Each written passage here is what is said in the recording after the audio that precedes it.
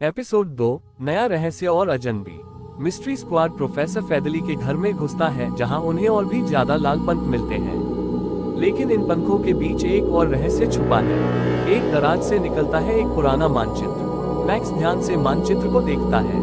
यह मानचित्र हमारे शहर का नहीं है, ये कहीं और की जगह को दिखा रहा है, कुछ गहरे जंगल में। लूना को समझ आता है ये तो किसी खजाने का मानचित्र हो सकता है और वह खजाना मूनस्टोन हो सकता है। जैसे ही वे मानचित्र का पीछा करने के लिए निकलते हैं, रास्ते में उन्हें एक अजनबी आदमी मिलता है। वह आदमी धीरे से कहता है, अगर तुमने मूनस्टोन को ढूंढ लिया तो तुम सबका जीवन बदल जाएगा। ज़ीक हैरान हो जाता है, तुम कौन हो? आदमी मुस्कुराता है, मैं वही हूँ जो तुम्हारी राह दिखाने आया है, लेकिन ध्यान रखना ये रहस्य इतना आसान नहीं होगा। उस अजनबी का पीछा करते हुए मिस्ट्री स्क्वाड गहरे जंगल में पहुंचता है, जहां उन्हें एक रहस्यमय पुरानी मंदिर मिलती है।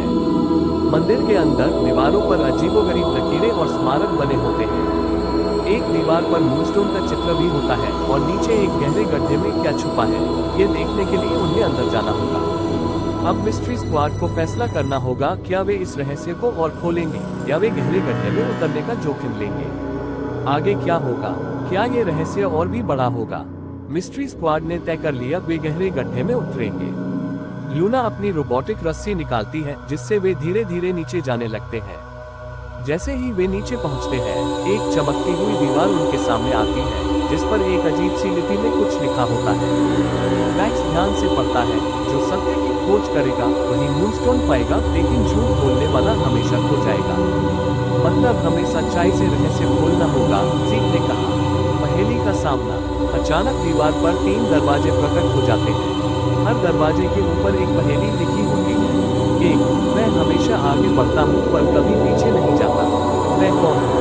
2, मुझे जितना ज्यादा निकालो मैं उतना ही बड़ा होता जाता हूँ। 3, मेरा कोई रूप नहीं फिर भी सब देख सकते हैं। लूना सोचती है और कहती है, पहला जवाब समय, दूसरा गड्ढा, तीसरा परछाई। जैसे ही वे सही उत्तर देते हैं, बीच वाला दरवाजा खुल जाता है और अंदर एक चमकता हुआ मंच दिखाई देता है।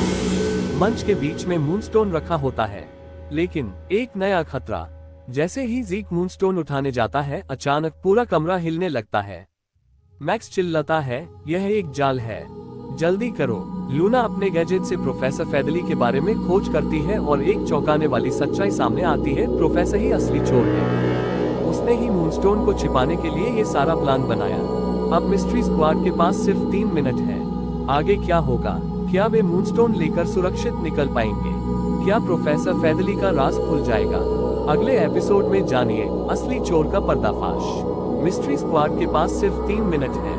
लूना जल्दी से अपने गैजेट से हिलते हुए फर्श को स्कैन करती है। यहाँ एक गुप्त स्विच है। लूना चिल्लाती है, ज़ीक बिना समय गवाए स्विच दबाता है और कमरा शांत हो जाता है। मैक्स मूनस्टोन को ध्यान से उठाता है। मूनस्टोन अब हमारे पास है, लेकिन प्रोफेसर फैदली को रोकना होगा। प्रोफेसर का भेद खुलता है। जैसे ही वे बाहर निकलते हैं, प्रोफेसर फैदली वहां खड़ा होता है, हंसते हुए। वाह, तुम लोगों ने मेरा जाल तोड़ दिया, लेकिन मूनस्टोन मेरा है, वह कहता है और अपनी रहस्यमयी छड़ी घुमाता है। अचानक हवा में लाल पंख उड़ने लगते हैं। मैक्स मुस्कुराता है, हम जानते थे कि तुम ही चोर हो, इसलिए हमने पहले ही पुलिस को बुला लिया है। सायरन की आवाज गूंजती है और पुलिस इंस्पेक्टर शर्मा अंदर आते हैं। प्रोफेसर फैदली, तुम पकड़े गए। रहस्य का अंत या एक नई शुरुआत? मूनस्टोन को संग्रहालय में वापस रख दिया जाता है और मिस्ट्री स्क्वाड को मेयर से सम्मानित पदक मिलता है।